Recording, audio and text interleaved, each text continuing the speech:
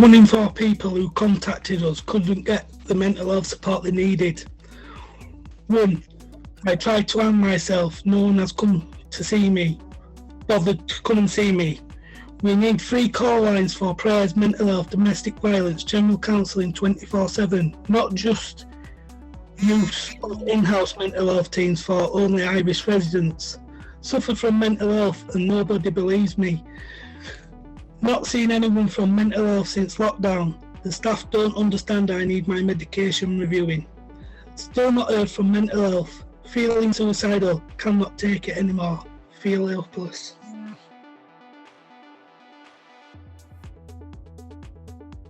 What we found was that substance misuse led to a cycle of debt, violence, bullying and self-harm. So we heard things like there are people who have had debt or unfinished business that's on hold for now, but it could get pretty nasty, I think, once we come out of COVID. I think there may be an increase in violence when debts are called in. POs need to be aware. Some have been unable to access drugs during this time, while others have turned to them to cope with negative effects of spending most of the day locked up in their cell.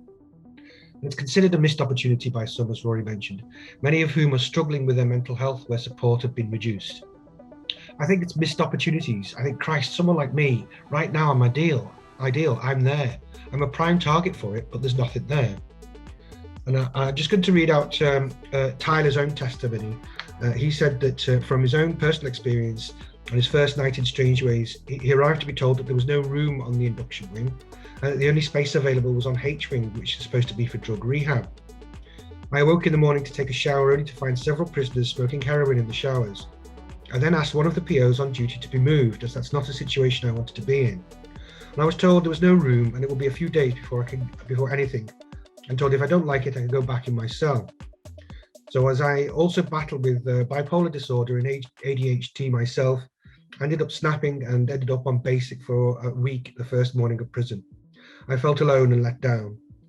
And in my own personal experience, I came across a lot of people who never had substance misuse problems before prison, but on leaving prison, they took addiction issues with them.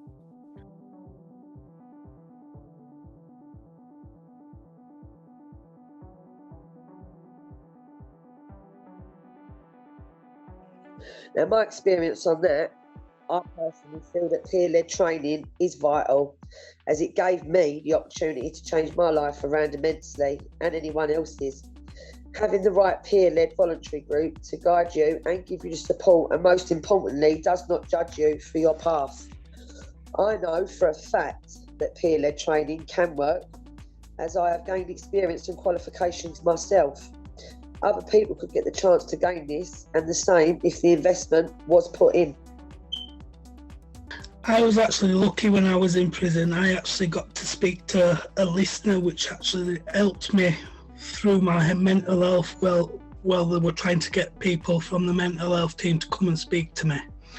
I think really in prison there should be more of these people that are trained in mental health that can help support the mental health teams, because it's a big job if there's only like a few people that are trained to do it.